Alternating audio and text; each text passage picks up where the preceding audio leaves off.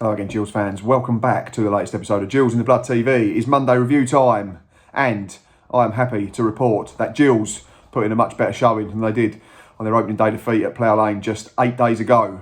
Neil Harris's men were on the front foot from start to finish against Robbie Stockdale's Rochdale as they ran out very convincing 1-0 winners. In terms of the Gills team news, there was just one change from that 11 at Plough Lane on the opening day of the season. Dom Jeffries picked up a knock in that fixture and was unable to make the squad at all for our first home game of the 22-23 campaign. So Ben Reeves, who was very decent in his 45-minute cameo on the opening day, he came into the 11. It meant that Ollie Lee dropped into the 8 to play alongside Sean Williams. So that team in full was Glenn Morris in goal. From right to left, Will Wright, Max Emar, Elkan Baggott and Ryan Law. We then had Lee and Sean Williams sitting in front protecting. From right to left, we had a three of Jordan Green, Ben Reeves, Scotty Cashkit, and it was Big Mika Mandron up top. In terms of the bench, not a load of options. We only had 6. Joe Gabodi unfortunately fell down the stairs during the week at home and had to miss out due to concussion protocols. So 6 on the bench were Jake Turner, Bailey Akehurst, Shay Alexander, David Tatonda, Alex McDonald, and new signing, Lewis Walker. First half, we were absolutely spot on. Everyone, to a man, knew their job. And I think Neil Harris come out and said it, and I totally agree. It was certainly the best 45 minutes that we've put together under him. Best 45 minutes I've seen in well over a year. We know the struggles of last season. We was talking in the ground, myself and Bars and Tom, and about the importance of just getting 3 points on the board at home as quickly as possible. Eddie Alcorn, bless him, decided to reply to a tweet of mine before the game and point out that Gills had not won on a Saturday at home in the league for 50 weeks. The last one came in the middle of August last year against Morecambe, courtesy of Mustafa Carriol and a Verdane Oliver penalty. But we hunted in packs. We were clever in what we did. We knew when to press. We knew when to drop off. We were much the better side first period. It only took us 9 minutes to take the lead. Really, really good delivery from Will Wright from the right-hand side. Whipped it in. Must admit, I thought Scott Cashkit had done a little bit more in terms of movement, but he didn't have to do a great deal. He managed to stoop and guide his header in the near top corner. Richard O'Donnell had absolutely no chance as it went into the roof of the net, and it was lift-off, at least we thought and we hoped, and the atmosphere was good. Sun was shining. We were playing some decent stuff. We was playing with a lot more bravery, a lot more incisive. Everybody wanted the ball. No one was hiding behind their marker. Yeah, we had more chances, didn't we? There was another one where we pinched it, similar to what we did to Wimbledon early on in the game last weekend. And Scott Cashkit, I think, robbed it off Tumani Diagoraga, sorry. Ball got slightly stuck under his feet and then he got caught in two minds. Should have gone on his own for me. Should have just gone on the outside of the centre half and got a shot off. But he tried to play Mika Mandron. He couldn't get it out of his feet either, and his shot was saved by Richard O'Donnell, but the flag had gone up for offside. Ollie Lee drive straight at the keeper. Sean Williams forced a really good save after some really good work from Jordan Green, who was really good on the day. Just very low centre of gravity. Nothing of him, but so hard to get off the ball. Gets his body in the way, in between the defender and the football really, really well. And he had enough awareness about him to tee up Williams, who was also very, very good. Just to look to have a little bit longer on the ball than everyone else. Really good hit. And O'Donnell had to fling himself to his left and tip it away for a corner. We had 2 wingers that were getting in behind, which is really good to see. Go back to a couple of years ago when we had Jordan Graham, natural right winger, get on the outside of the left back and stand balls up for Verdane Oliver. We had Alex McDonald who did a slightly different role the other side. But we've got 2 people that have got enough pace to get on the outside, and it was great. Just a really, really complete first half. I think Glenn Morris had to tip one over from a recycled header, but it was never in any real danger of it going in. Defended our box fairly well.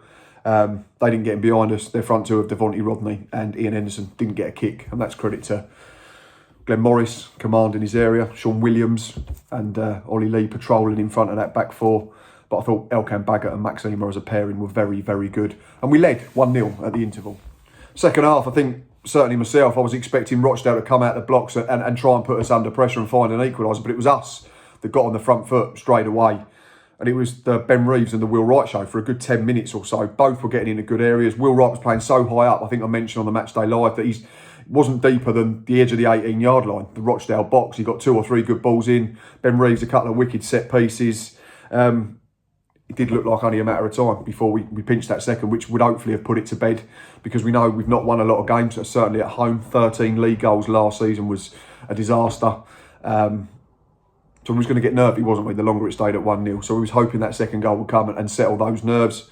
It didn't. Ben Reeves, set piece, forced a decent save from O'Donnell, forced a better one slightly later on. Again, Jordan Green coming to the fore. Trickery, direct running, pace. An inability to be knocked off the ball, which is a great inability to have. Took 2 or 3 players out of the game. Then had the awareness to tee it up for Ben Reeves. One touch out of his feet. Curler looked to be going in the top corner. O'Donnell got up a big hand and managed to tip it round the post for a corner, which I think landed on the top of the net. They had a spell though. We knew that was going to come. As the half wore on and the longer it stayed at 1-0, we was going to sink a little bit deeper, I think, and that's just human nature when you've not won loads of football matches. But we defended our box really, really well. And I've mentioned it before, and Neil Harris mentions it all the time. We've got to be better in both boxes. We were. Everything that came into our 18 6-yard box in that final 20 minutes, there was people willing to chuck their bodies on the line. I think Sean Williams once or twice, Elkan Baggott once or twice, like Max Emar, who had to play 70 minutes on a caution because of a silly card. Yes, I get it. He booted the ball into the top of the Raynham end, but I didn't think it wasted any time. And the referee was very busy, wanted to be centre of attention for me. It seemed that Will Wright got booked for a first tackle. Jordan Green got brought down 6, 7, 8 times. You're telling me that all of them were different players? They all got a warning.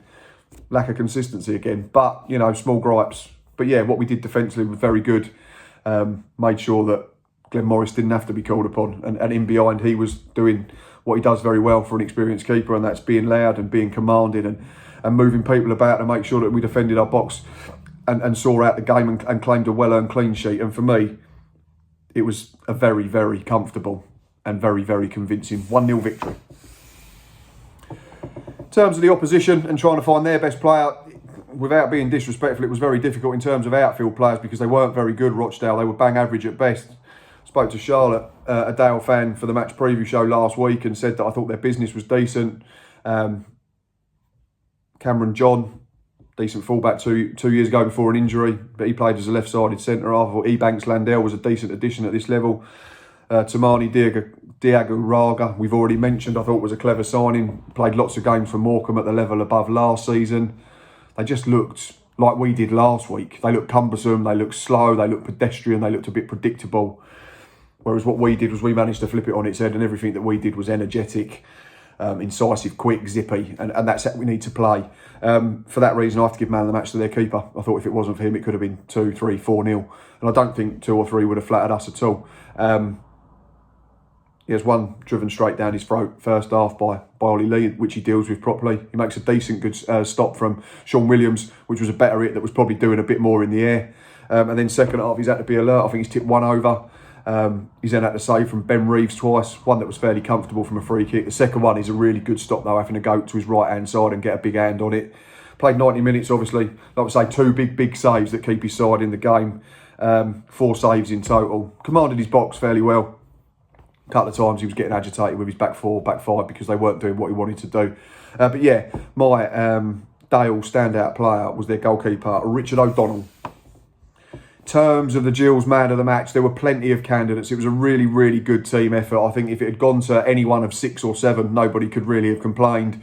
The Spotsers man of the match was Jordan Green. Got no issue with that. He was very, very good on the day again. Lots of pace, a trick. Gets to the byline, able to come in on his left foot, which means the defenders don't know which way he's going to go, which is a great asset to have. Sean Williams, I thought, controlled the game first period. I thought Max Emar was back to his best. Elkan Baggott put in another solid performance. But the man, for me, who deserved man of the match, and the biggest thing for me was he played 90 minutes. And if we can keep him fit, I think he's going to be a very good player at the level. And that was Ben Reeves, who was absolutely spot on. We saw it in glimpses, didn't we, for probably 15, 20 minutes at Plough Lane on the opening day, but he did it for a concerted period of time throughout this fixture. Played 90, like I say, 79% pass completion. Played 1 key pass. He's had 2 shots on target. 100% dribble success, and then doing the other side of the game, which you have to do because Neil Harris will want his sides to press high up. 5 out of 5, so 100% strike rate in terms of duels on the ground. It was just at the heart of everything that we did really well, wasn't he? He was willing to go both ways. It was a lot of times little drops of the shoulder to create space. Didn't really do too much. We know he's not blessed with pace, but he's got a clever football brain, and I think the first half a yard in his head. And yeah, it was just a very, very polished performance from someone who I think is a very good footballer if we can keep him on the park. So Gills, man of the match for me, went to Ben Reeves. In terms of us as a whole, our match ratings, it's nice to sit here and have a lowest rating being 7 out of 10 because we were very, very good from front to back, from start to finish, from whistle to whistle. Glenn Morris has not had a lot to do. He's made one decent save, tipping over.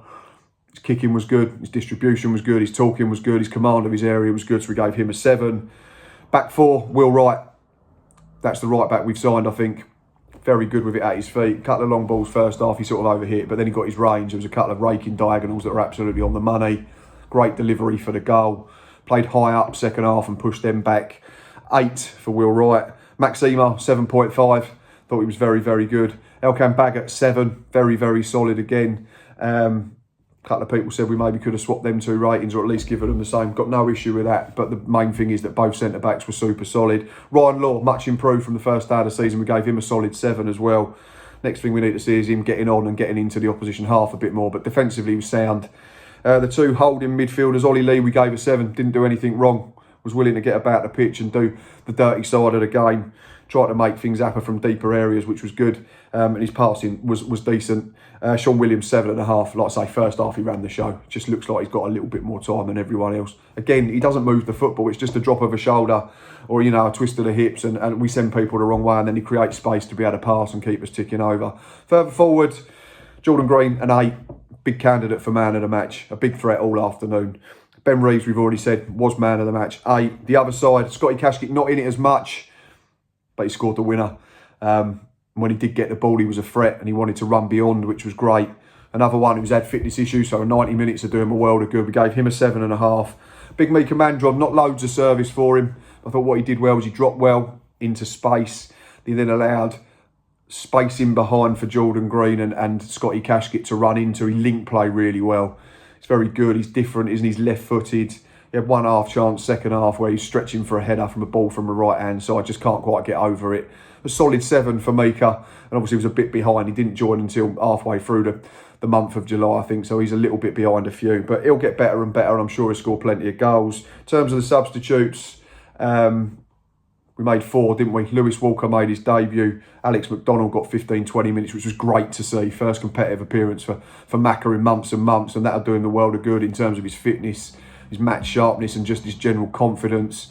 And then Shea Alexander and David Tatonda come on late on, I think, didn't they, as well? So we didn't give anyone a rating because they didn't play. We tried to say they got to play at least 15 minutes, and I think Lewis Walker got the longest with 11. But plenty of signs of encouragement. We certainly need more in, don't we?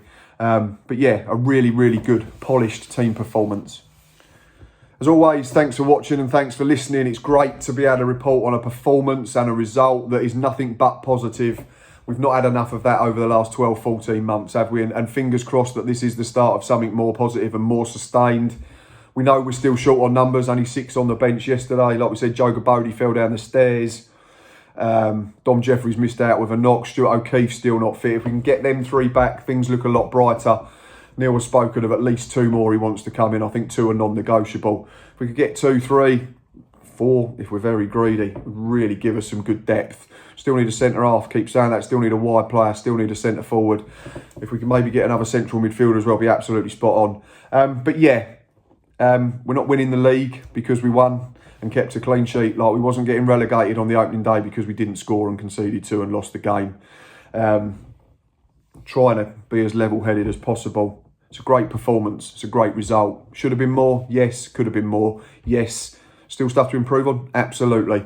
Won't be going to Plough Lane for Tuesday's Cup game. We'll watch that on iFollow. And won't be at Tranmere. Got stuff to do with the family. So enjoy your week. Enjoy going into the office, onto the building site, supermarket, wherever you're doing, wherever you work. It's great to be able to go out and about, isn't it? And talk about your own team winning. We'll be back later on in the week with a Tranmere fan, hopefully, to preview that fixture.